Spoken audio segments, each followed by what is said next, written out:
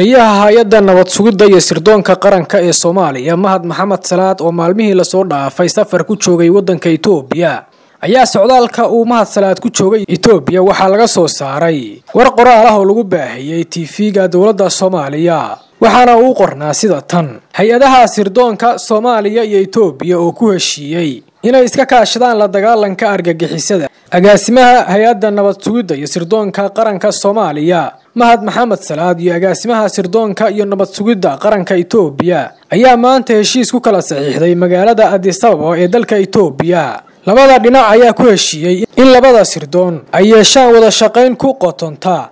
isdhaafsiga xogaha muhiimka ah iyo xoojinta dagaalka wadajirka ah ee lagu hayo kooxaha argagixisada ah agaasimaha hay'adda sirdoonka iyo nabad sugidda qaranka Mahad Maxamed Salaad ayaa tilmaamay in heshiiskan uu yahay mid macno u leh labada dal ee dariska ah iyo sidoo kale ammaanka bariga Afrika labada sirdoon ee Soomaaliya iyo Itoobiya oo dareensan muhiimadda ay labada wadan u leedahay ciribtirka kooxaha argagixisada ah ayaa muujiyay sida ay uga go'an tahay in ay horseed u noqdaan in argagixisada laga sifeeyo geeska Afrika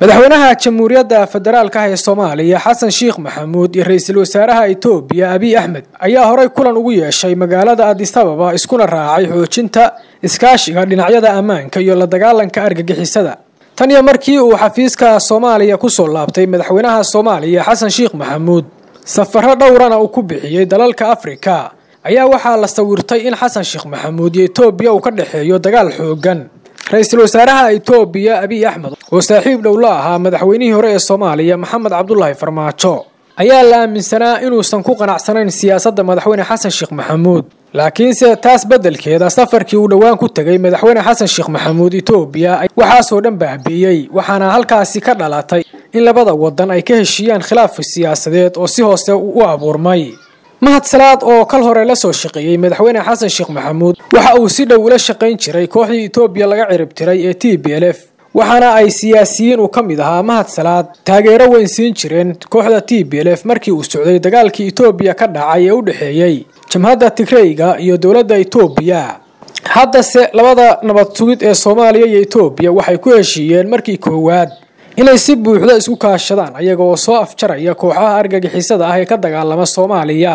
waxaana ay Itoobiya ku qanacday heshiiskii ay wada galeen Abiy Ahmed iyo madaxweynaha Soomaaliya inta badan heshiiska ay galaan madaxda Soomaalida iyo dalalka dariska la ah ayaa inta badan aan fuli jirin laakiin se Abiy Ahmed oo ah korneyl ciidan ahna nin dhalinyaro ah ayaa waxa la aaminsan yahay inuu yahay siyaasi bisil oo heshiisyada uu galo ay fulaan waxaana hadda Mahad Salaad la gudboon inuu fuliyo heshiisyada uu la soo galay dhigiisa Itoobiya iyada oo la dareensan yahay culayska ay Masar saarayso dawladda madaxweyne Xasan Sheekh Maxamuud si kastaba ha ahaatee waa tilaabo cusub oo loo qaaday dhinaca amniga iyo iskaashiga dalalka geeska Afrika